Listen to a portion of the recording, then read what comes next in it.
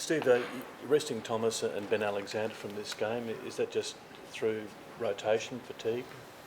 Yeah, a little bit of both. I think with Benny A, he's had a pretty good campaign so far, and the other props have done a fantastic job when they've got on. So it's a little bit of rotation, a little bit of an opportunity for these other guys to get out there again.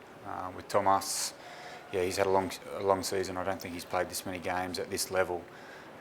Well, he tells me since 2011, but that was Vodacom Cup over in South Africa. So this is a step up from that. So it's about making sure that we don't burn the guys out. So Thomas most likely will play some games for Argentina through this June period and won't get much of a rest there. So we feel that the other halfbacks are ready for their opportunity this week. Do you feel as though the side is totally focused?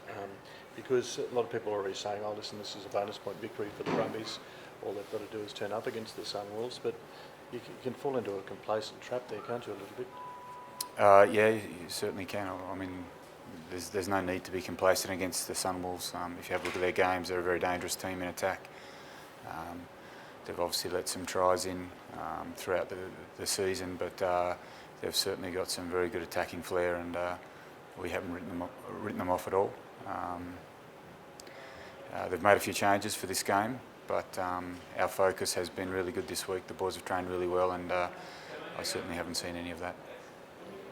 But Benny A, he obviously missed out on the World Cup last year, but I think he's second most cap prop now behind James Slipper.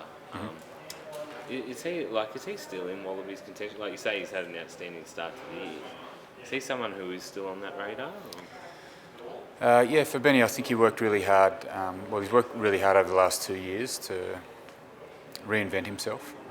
There was obviously some disappointing periods there when he was playing for the Wallabies, and I think he'd probably admit that he didn't scrummage as well as he could have and didn't play around the paddock as well as he could have. But this year, he's had a real big focus of trying to reinvent himself, and I think through his scrummaging and his sort of carries and tackles, he's starting to become more consistent.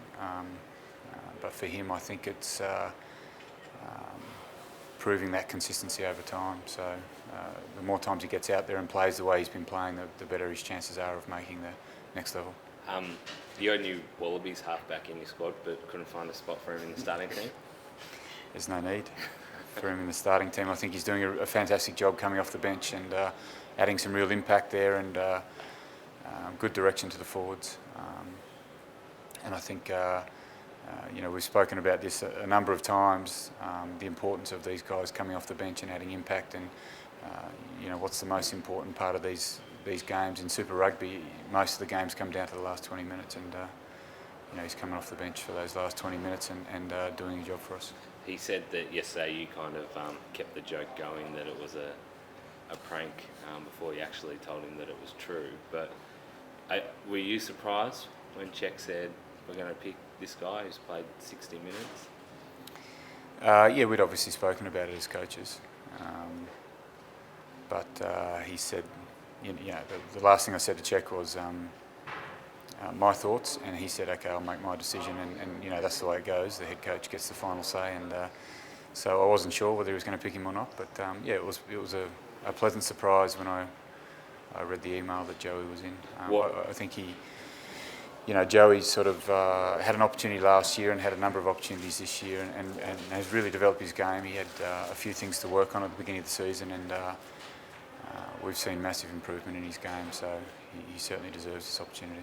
What were your thoughts obviously, I'm assuming, I know that's dangerous, but I'm assuming you pushed his case as a potential Wallabies player. What is it that you see in him that makes you think he's capable of making that step at this stage? Just his all-round game. He's got great understanding of rugby, knows where to be on the paddock, organises really well, and has got all the skills that a halfback needs to have. Fitness, good pass, good speed, and added to that, he's a great tackler.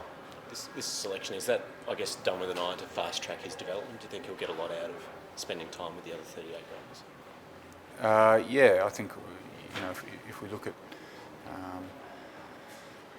the options for halfback in this Wallaby squad, he clearly stands out as being one of the top three in Australia at the moment. Looking at the form of the other halfbacks, around Australia, he's clearly the top 3 in Australia at the moment. So he's there on performance, but yeah, you're right. I think he'll gain a lot out of this opportunity being up there at camp. I guess sorry, you go. I was going to say, what will it do for him this weekend as well, playing with, knowing that, that's what he's got to look forward to next week? Well, hopefully nothing. I think what he's shown when he's come off the bench for us has been real control, an added lift in energy to the group, but real control about what he does on the field. So we're just looking for the same again this weekend. Already spoken to him about not focusing too far ahead and not worrying about the camp and not worrying about Wallabies and just doing what he's been doing here. So hopefully that's his focus going into the game. Does that go for everyone? Because you look at talk of Tavita being pushed to 12, talk of Christian going to 12 for the Wallabies as well. I guess does that have to apply to everyone in that position to make sure they're not playing individual games this weekend? This weekend, yeah, definitely, yeah. The hard thing, I guess, for the Wallaby selection is these guys needed to know in terms of travel arrangements, because the Wallabies come into camp on Sunday, so the decision couldn't be announced on Sunday, which was the original plan. It had to be announced through this week, but that's going to be an issue for these guys now to make sure that their head is in the game here. We started out the season like every team in this competition. We wanted to get to the finals, and nothing's changed there. It's an opportunity for us now, 4 games to go. If we win all these 4 games, more than likely we'll win the finals. So I think there's been good focus throughout the season, and that's just got to be this last little focus for these boys. Do you think, though, that Wallaby spots are up for grabs? Because, Czech said the other day, Tavita's an option at 12, but then so is Christian as well. Do you think this game can firm some of those selections?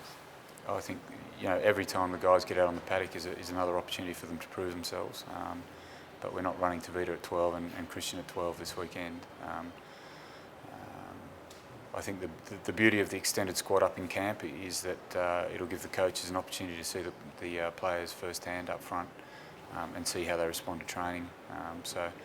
On the back of games this weekend plus training next week, we'll have a clearer idea of who's going to play in which position. Haramichi Tadakawa, you obviously had him for, I don't know, was it 1 season or 2? 1 season. One season. Yeah. He got pretty close to a Super Rugby debut there, didn't he? Yeah, well, he trialled actually over in Queenstown with us against the Highlanders and played really well in that game, but yeah, we just couldn't find a spot for him. We had some quality backs that were in front of him, Matt Tamura and Christian Lilifano, Tavita Kurandrani, Pat McCabe. There was a number of players there and we just couldn't get him an opportunity that year, but he's come on. He played the World Cup last year and he's proving himself at that next level, definitely. Has this been a busy week for you in terms of having not played against the Sunwolves before and then being a particularly unstructured type of team? Has it been a busy week trying to work out how they do play and their patterns? No different to any other week. I think for some teams you certainly have an indication of how they play. We've been watching the Sunwolves with interest, as we have with the Jaguares. I think I pronounced that right. That's good. We've been watching them throughout the tournament as well. We're not playing them, but you take interest in all these other teams. So we've had a fair idea of how they play. We just honed it down this week.